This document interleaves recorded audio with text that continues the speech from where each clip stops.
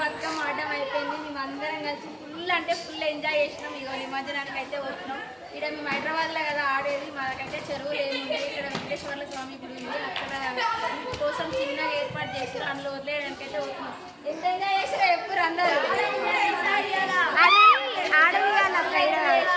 ఓకేనా? బాయ్.